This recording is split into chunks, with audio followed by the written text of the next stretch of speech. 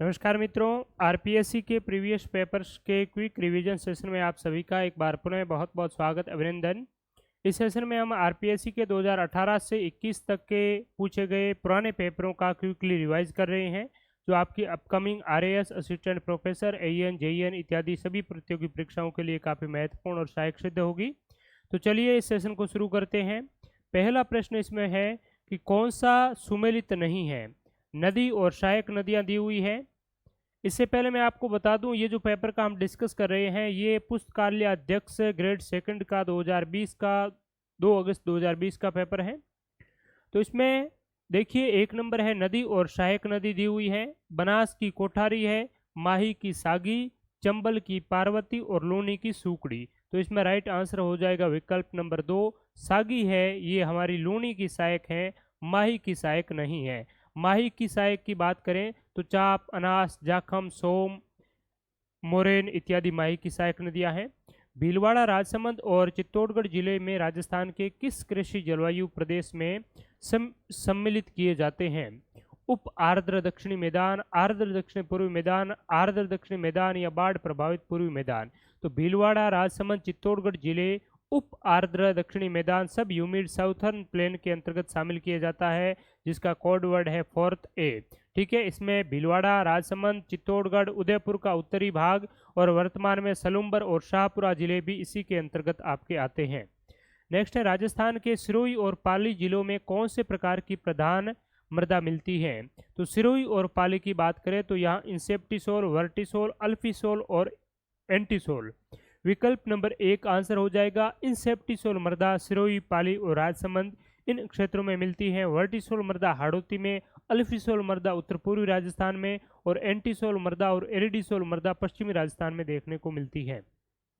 Bharat one स्थिति report 2017 के अनुसार राजस्थान का अधिकतम वन क्षेत्र किस श्रेणी के अंतर्गत आता है? तो अधिकतम वन क्षेत्र हमारा संरक्षित के अंतर्गत आता है, जो 50% से अधिक है।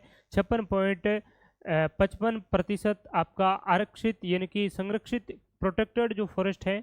वहीं 37.01% हमारा आरक्षित यानी कि रिजर्व्ड कैटेगरी का फॉरेस्ट है और शेष हमारा 6.40% अनक्लासिफाइड कैटेगरी का फॉरेस्ट है।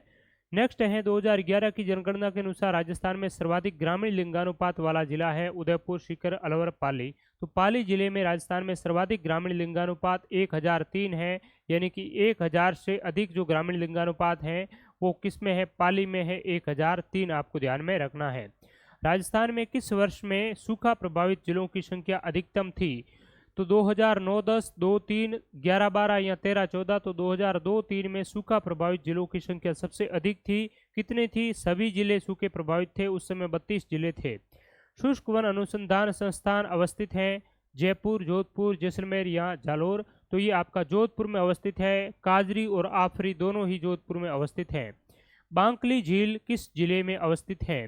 बीकानेर, बाड़मेर, पाली और जोधपुर। तो बांकली झील है ये पाली में स्थित है, जबकि बांकली बांध है ये सूकड़ी नदी के किनारे जालोर में स्थित है।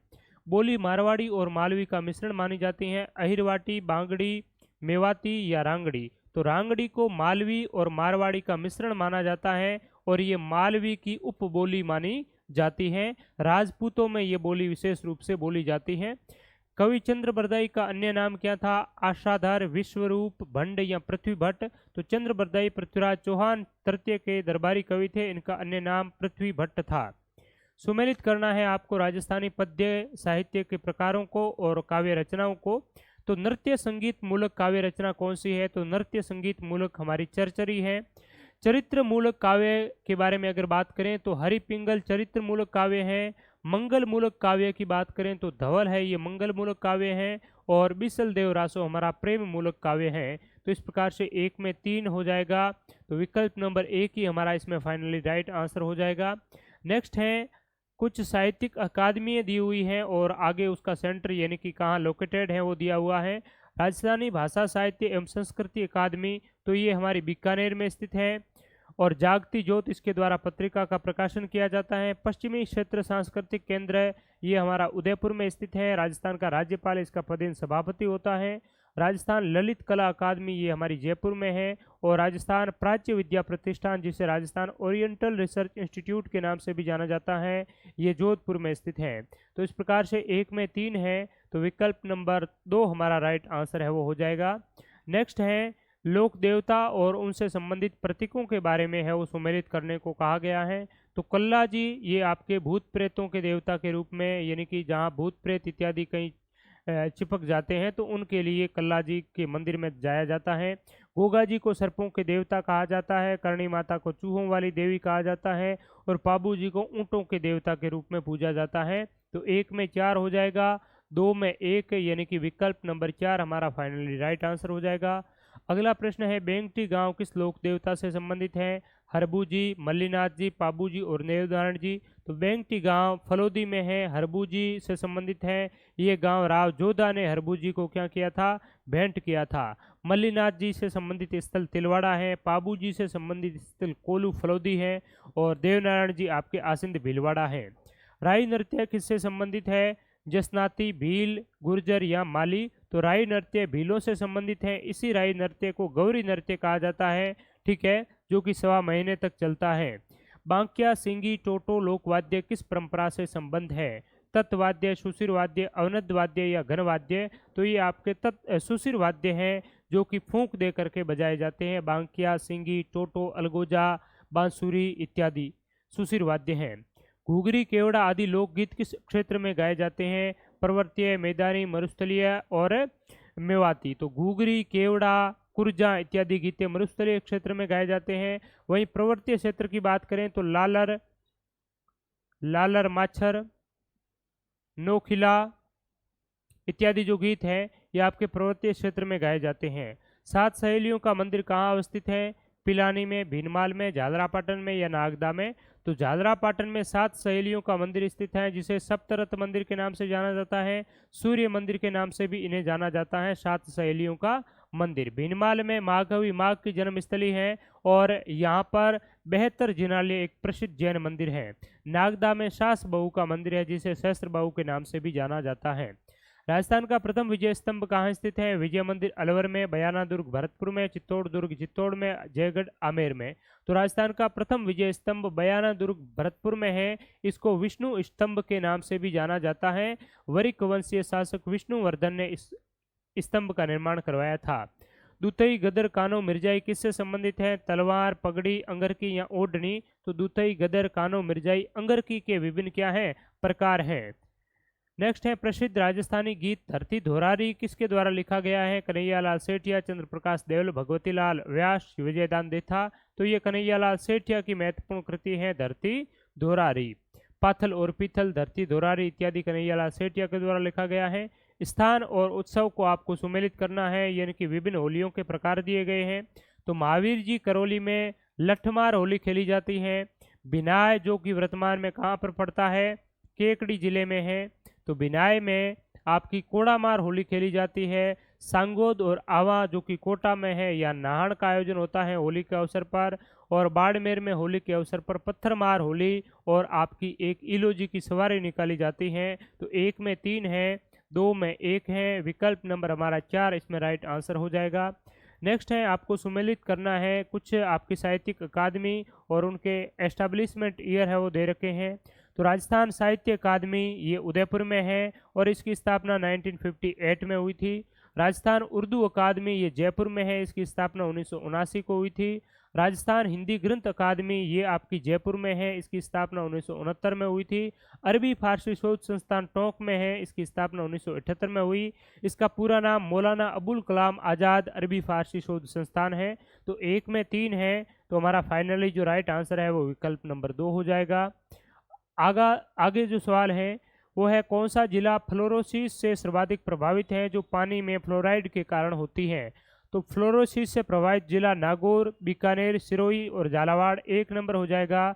नागौर और अजमेर जिले फ्लोरोसिस से सर्वाधिक प्रभावित हैं और यहाँ भूगर्भीय जो जल पट्टी है उसको कुबड़ पट्टी के नाम से जाना जाता है।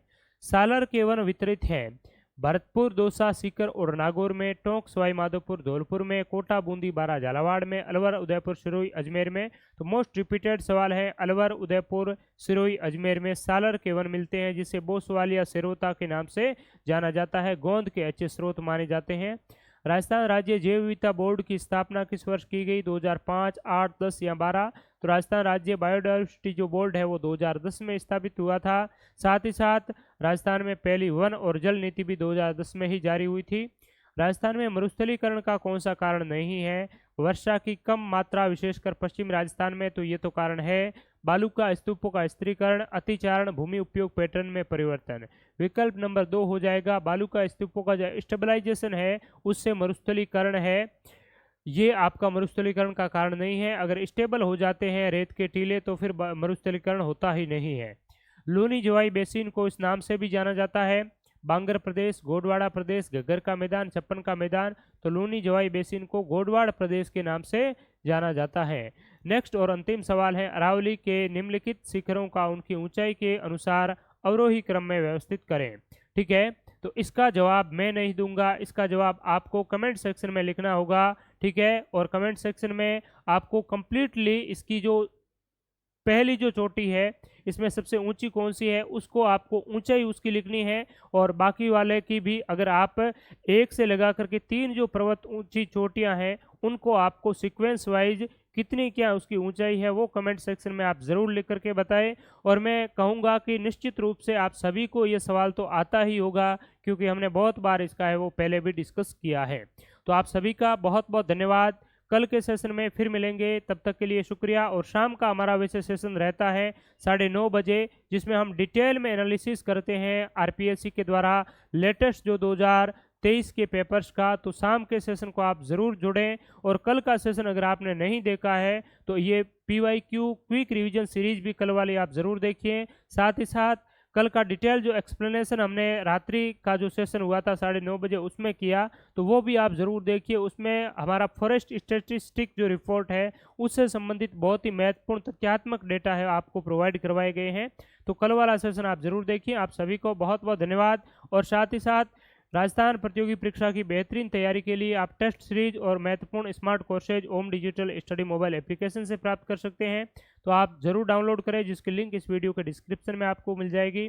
Thank you so much. और भी आपके कोई सुझाव हो इस सीरीज के मार्फत तो आप ज़रूर दीजिए, इस कमेंट सेक्शन में ज़रूर लिखिए। आप सभी का बहुत बहुत धन्यवाद, शुक्रिया, नमस्कार।